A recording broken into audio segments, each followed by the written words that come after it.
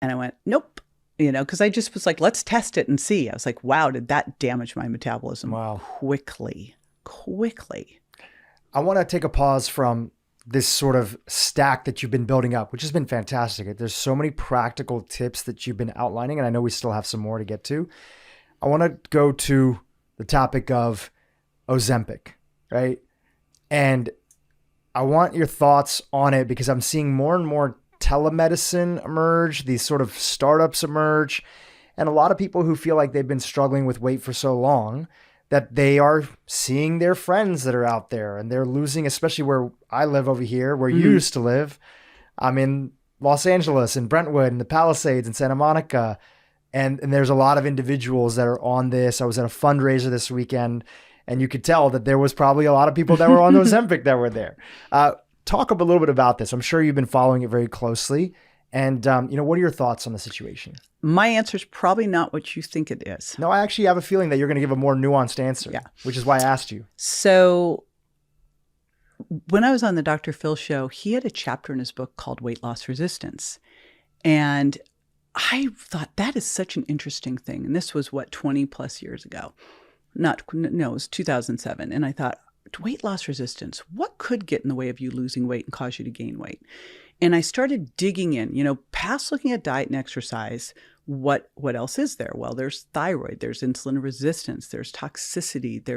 At the time, we didn't know that there was all this gut microbiome stuff and food sensitivity stuff. That's how that whole book came out of that. And genetics, obviously. And so I got all of these different factors, and I was teaching a course to doctors all around the country, really working on this. And working with people who are weight loss resistant for whatever reason. And there's so many different things, sleep, stress, right? And so when this Ozempic came out, people need a little win, right?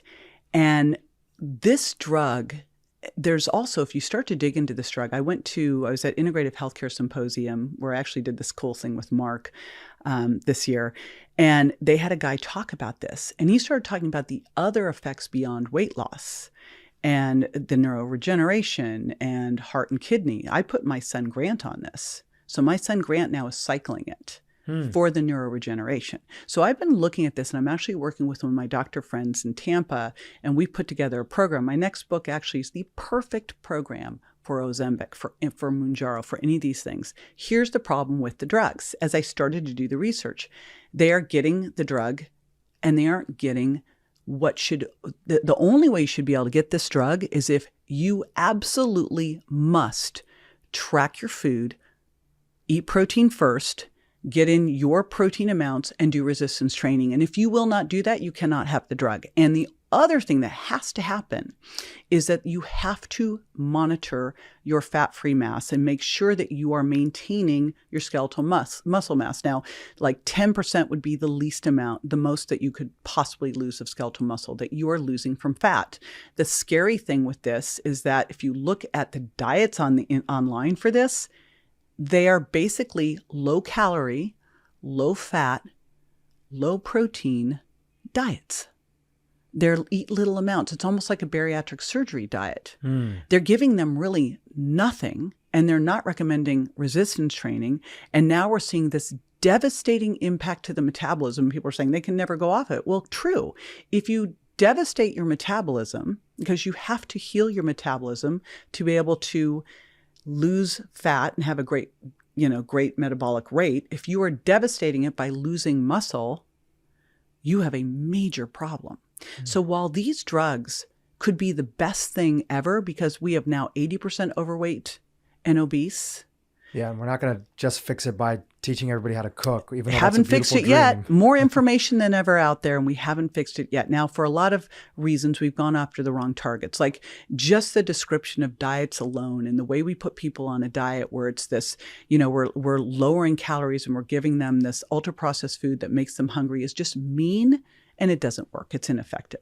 So if you could give them something that's going to now all of a sudden improve insulin, improve their satiety, and give them take the edge off a little bit while you're having them track, increase their protein, add resistance training, could be amazing. but it's not being done that way. And that's the big challenge. What about any kind of concerns that are bubbling up about any kind of long-term health damage?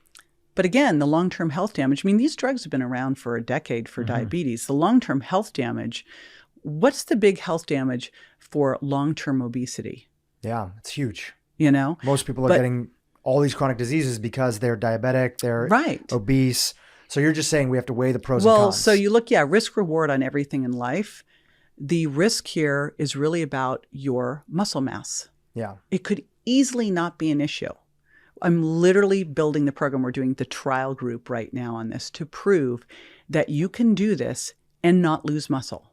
Right. So we don't need to demonize it. We do need some tools to tackle this sort of obesity epidemic, but it can't be this idea that you just take a medication and it's a free lunch, because you're going to end up sacrificing all these other things. And we have a whole sort of maybe decade of a lot of women and some men too, they're going to be extremely frail, not strong, not to mention potentially they'll be skinny, but they'll be diabetic. Right. Right. Because they're eating a lot of foods that are, not supporting their overall body, maybe extra carbs, extra other things, even if their calories are lower. So it's like any other type of weight loss diet. I mean, we could go back to The Biggest Loser and go look at the metabolic adaptation that happened there. And they were exercising like fiends and still exercising. It's going to be the same devastating metabolic adaptation effect. That's why, how would you use this correctly? You're frustrated. You haven't been able to lose weight.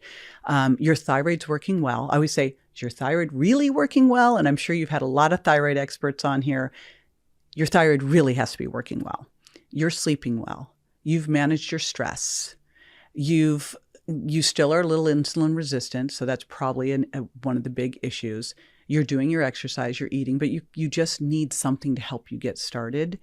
And you are committed to making sure you're going to eat your protein first, and you're going to eat the amounts that are right for your target body weight.